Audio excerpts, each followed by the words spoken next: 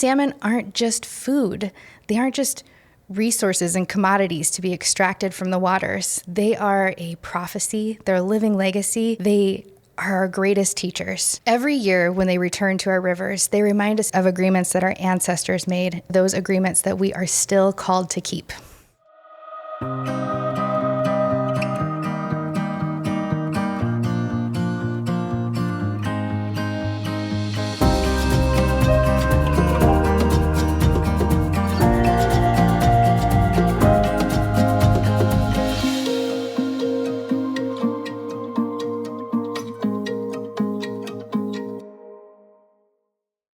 Hello, friends. You're listening to The Old Growth Table.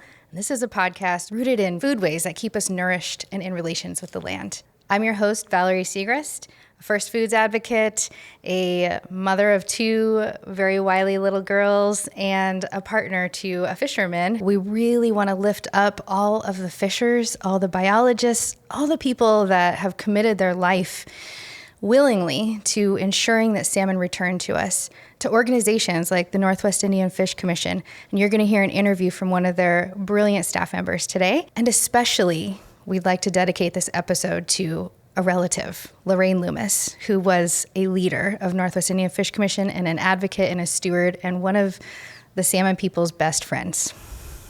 In our most recent episode, we talked about how native berries have called us to organize ourselves around that sensational taste and flavor of the season. In our area, we have the salmonberry, and the salmonberry comes in 5 different colors, just like our salmon nation does. When we see this abundance of salmonberries on the bush, we know that salmon are returning. We know that it's going to be a good season, or maybe there's not so many berries, so it's not going to be that great of a season. They're also reminding us to get ready because it's time to go fishing. In our creation story, the salmon are the first food to be gifted to our people, with the understanding that we will always take care of them. These agreements are really challenged. And I think that our tribes, our allies, our co-managers are doing the best they can in prioritizing making sure that there is a good habitat and a good home for salmon to return to. But climate resilience is really important to the return of salmon. There are lethal temperatures happening in our rivers. There are dams and streams being rerouted. The runoff from the storm drains, all of those things affect their return home. And so we are innovating, we're doing the best we can to try to think about how to overcome those challenges. For Muckleshoot, in the last 30 years of having a fisheries department and division that's entirely focused on salmon, we've put over $1 billion into the system. And that involves us managing several hatcheries, and we've got to deal with the Duwamish River, which is a Superfund site. So we have mitigation to work with on all of that. So we put a lot of money into the system, and we're also watching fishers have, a real hard time making a living out of it. In comparison, it's like, how many cattle ranchers do you know that would put all their cows out to pasture and open it up for everybody to come harvest and not feed their own families? That's exactly what's going on with tribal fisheries if you were to compare it to something. For this podcast, it's really about raising awareness and letting people know that these challenges exist, that when we're talking about salmon, we're talking about a species that has existed for thousands of years. Archaeological evidence dates it back 10,000 years ago that Coast Salish people have been actively managing and working with salmon. Obviously, we'll tell you since time began, right? It's in our creation story that salmon existed when Creator made this place for us. And we might be the generation to watch the last salmon return to the river. It could be us. And that means that future generations won't know what it tastes like. They won't have the same cultural identity that we've been rooted in for so many years. This is why the Old Growth Table is an important value and concept to think about. We want to ensure their return because those are the responsibilities that our ancestors have passed down to us. We see salmon and the life that they live, and they teach us without a spoken word. They teach us by just demonstrating what it looks like to live a generous and respectable life. They're born in their ancestral rivers, these freshwater rivers. Then they're out on this like odyssey journey in the ocean somewhere, doing something, we don't know. And after a couple of years go by, they answer this call to return home to their ancestral rivers. Their bodies are mineral rich at this point. They're tonified, they're full of energy and calories. They're able to make that choice to head back up those ancestral rivers and tributaries, knowing that they're going to give their life. Salmon will spawn, lay their eggs, and then die for the next generation. That next generation hatches and they feed on those carcasses, get well nourished, and they're able to make that cycle happen all over again.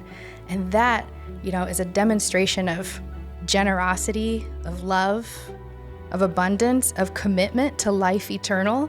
And Coast Salish people see this, and we ask ourselves how we too might live a life that's so full of love and generosity and abundance and stewardship, and not be too rigid, and have adaptability and flexibility.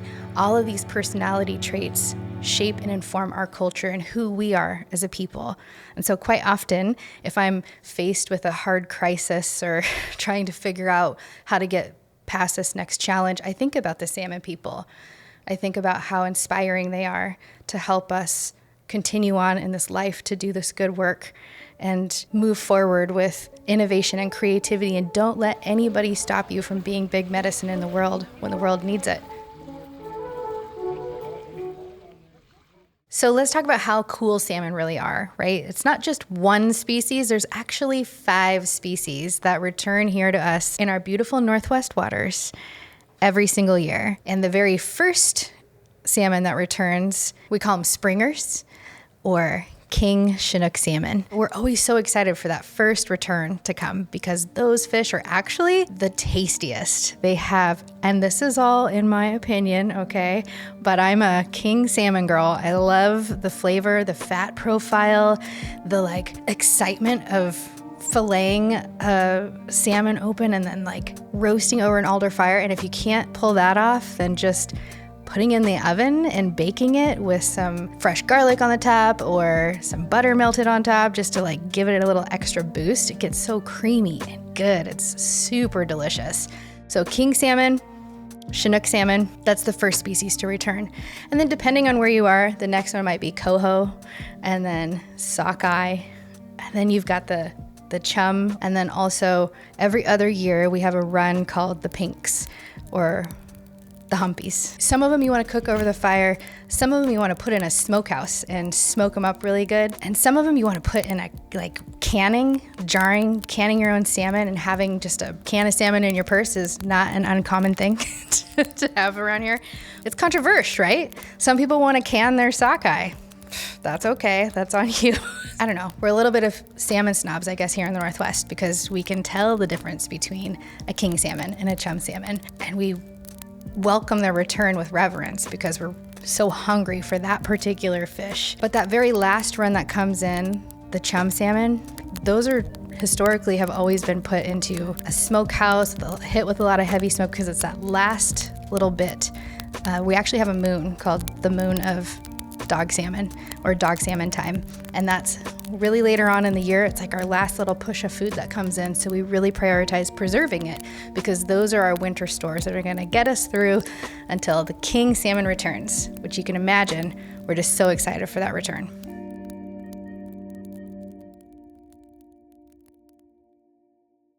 I want to talk a little bit about the politics of fish. Colonization is one of the big reasons why we have this severing of a food tradition and these challenges specifically around fishing and salmon. In the Northwest, salmon were overharvested for a very long time, and that parallels our tribes and our communities here not being able to harvest salmon. It was illegal to practice food ceremonies like the First Salmon Ceremony. We literally were underground and in the dark of night harvesting these fish. And it was the U.S. v. Washington Bolt decision, the court case that finalized in 1974. We just hit our 50th anniversary of the Bolt decision. It reaffirmed our rights to harvest salmon and co-manage in our usual and accustomed harvesting grounds. That is a really important measure when we're thinking about food change in how colonization has affected our foodways and traditions. The Bolt decision helped to reinvigorate and solidify our place in this food system.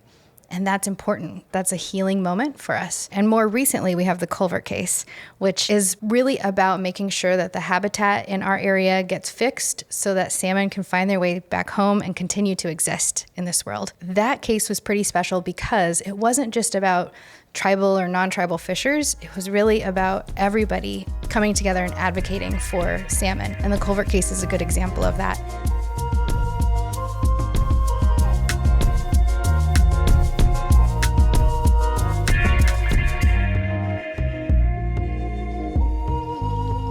We have Cecilia Gobin with us today. I just remember last year, it was the 50th anniversary of the Bolt decision. You took the stand and all of this gorgeous, articulate knowledge around salmon and the commitment that we have as Native people that our salmon is our responsibility. So I'm excited for you to join us today. And would you mind introducing yourself in whatever way you feel comfortable? It's an honor to be here and to share space with you and just have this conversation and share it with others. My name is Cecilia Gobin. I'm a Tulalip Tribal member.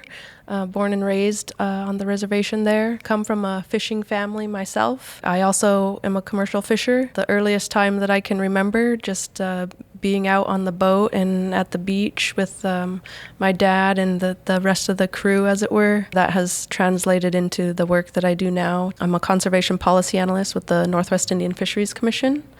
And we are a technical and policy support organization for the 20 treaty tribes of Western Washington, helping them implement the co-management framework and fisheries management framework that was kind of spelt out in the Bolt decision, US v. Washington, in 1974. And thinking back on the moments that you spent with your family, I'm just curious what you think about how those cultural values, those moments have really helped shape and inform the work that you carry for this organization and how that ultimately serves your people. When you're stewarding these gifts, really, whether it's salmon or berries or plant medicines or whatever it is, we are caretakers of these things for just a brief moment in time. We're holding these for the next generations. As you hear our elders who have gone on say that this is our hoyodedchuth, our way of being in this time and space and with one another. This is a birthright. It's our inheritance. And it is something a legacy, a living legacy that we're leaving for the next generation. A prophecy realized in front of us in our lifetime, right? And drawing on those traditions, we both witnessed the First Salmon Ceremony. Do you want to talk a little bit about that, what the First Salmon Ceremony is all about? Every tribe has their own kind of protocol around and tradition of what that is for them and how they conduct it. At its core, what it is most importantly, a giving thanks for this relationship that we share with the salmon, who willingly give their lives for us to sustain our needs. We're thanking the Creator for taking pity on us, the people who we can't take care of ourselves. The salmon have to take care of us. With that gift of life that salmon gives us also comes responsibility. Our part of that relationship is that we take care of this place for them so that they have a place for their own next generation to come in these rivers. That's what creates and maintains balance. That's the power of First Foods. That's the power of, our traditional foods and how we honor them, especially the salmon. These ceremonies remind us to show up in that way so that the salmon will go back and brag about us. Right. We want to make them proud. Yeah. They try so hard. We can do that too.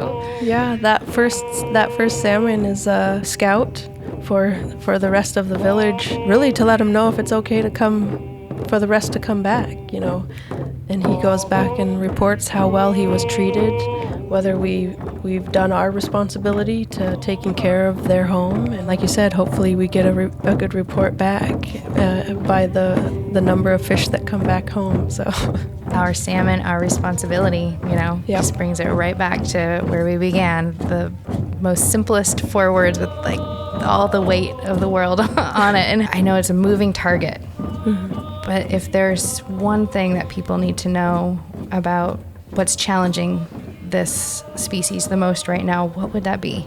30, 40, 50 years ago, more of the focus was obviously on the harvest aspect. People are so quick to say, oh, well, we just need to stop fishing. We just need to stop having people target these species and harvest them. And what people don't know is, tribally and non-tribally commercial harvests have been reduced upwards of 95% over the last 30 years. Yet we're still seeing populations decline, whether that's Chinook, increasingly low, chum returns, coho are right there on the brink too. And it makes sense when you pull back and you look at what's happening on the landscape and in the waters in terms of habitat degradation and destruction and just the impacts that we've had on their environment. We need to start decolonizing the landscape, politically and physically. And when I say that, that means we can certainly have a better solution that moves fish upriver and downriver, for that matter, in a much more natural way than just putting them in this literal pipe in some instances. It's looking at how we do land use and zoning. All of those things have impacts on fish and at all life stages, whether it's just a migration impact, whether it's a food web impact by the shading and disruption in sediment flow that to these beaches and beach nourishment and, drift cell, which is like how waves function along the shoreline. As you move further up into the watershed, how are we constraining these rivers?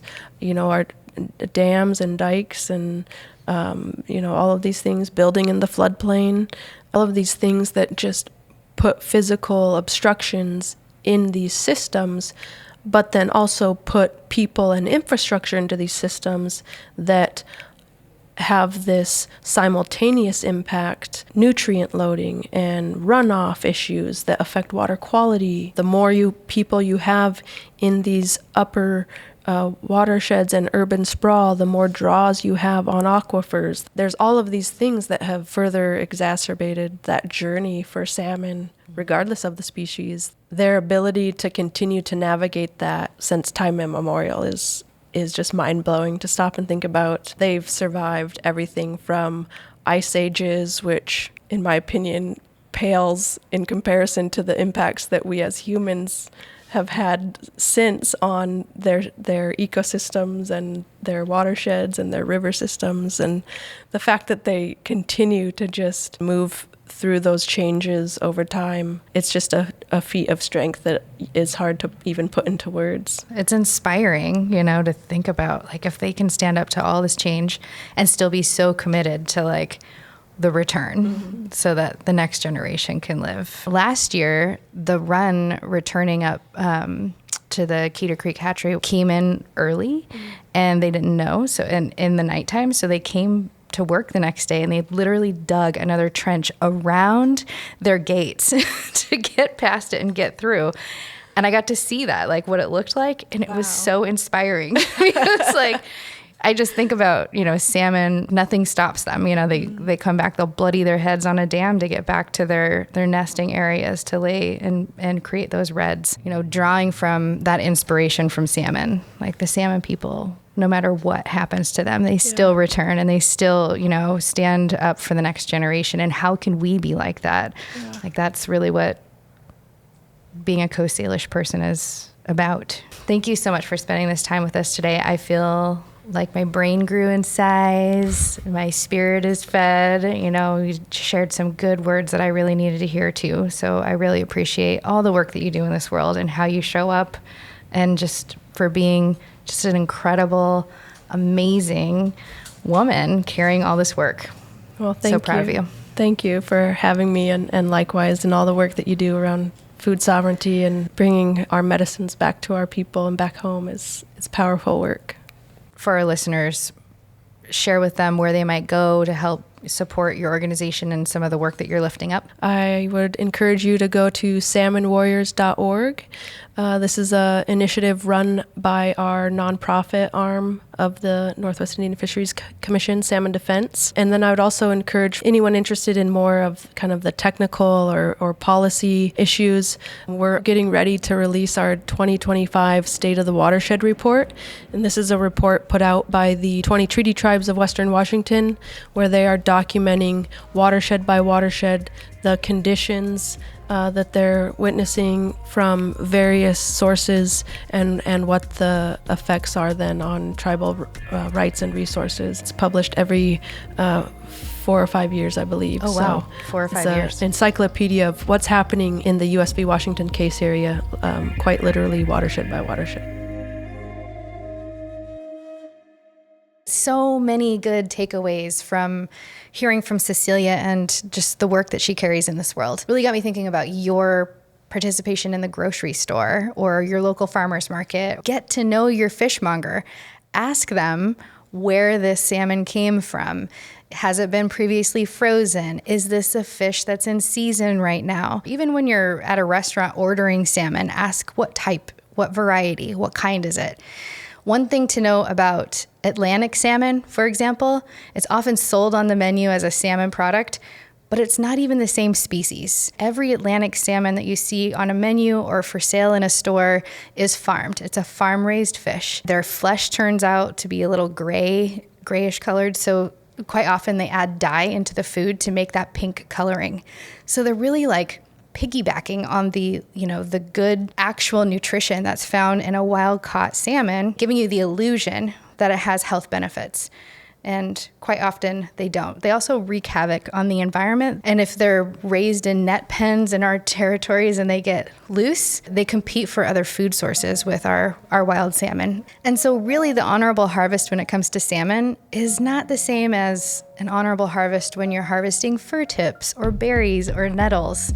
This is really about stepping back and supporting a native food producer in their own territory, in their own glory, doing the things that their ancestors have done for generations. Get to know a native fisher and support them, because every dollar you spend is really voting for the honorable harvest for a whole entire community and nation of people who are prioritizing these old growth values, making sure that our salmon, our responsibility, as Cecilia says, is being upheld because we take it that seriously, because we want to make sure that there's enough salmon to feed the future as well. And it's good nourishment. Salmon are famous for their incredible omega-3 fatty acids. Those fatty acids feed our large brains and our nervous system, and literally every cell in your body is coated with this beautiful fat molecule that salmon go out and create for us. We don't have the ability to create that for ourselves, so we rely on them to exist so that we can be healthy and happy. To close out today, I just wanted to share a moment. I just watched my daughters working alongside their father, cutting up our fresh king into fillets and then seasoning it and roasting it over an alder fire. And I was so grateful in that moment that they were participating in that way, that they were learning and carrying that knowledge along to the next generation. I was so grateful that they were going to be able to know what that flavor was, really thinking back to the long line of ancestors that made sure that that happened. This is our birthright, and this is what I've been put here to do, to make sure that salmon continue to exist. So those little tiny eggs that live inside of my daughters, that are my grandchildren and will become my great-grandchildren, that they will also know what that action is. They will also have a seat at the old growth table, and that the salmon people will bless us with their presence and with their flavor and their big medicine. And for this episode, we are featuring this Suquamish salmon song, which is so beautiful. I hope you enjoy.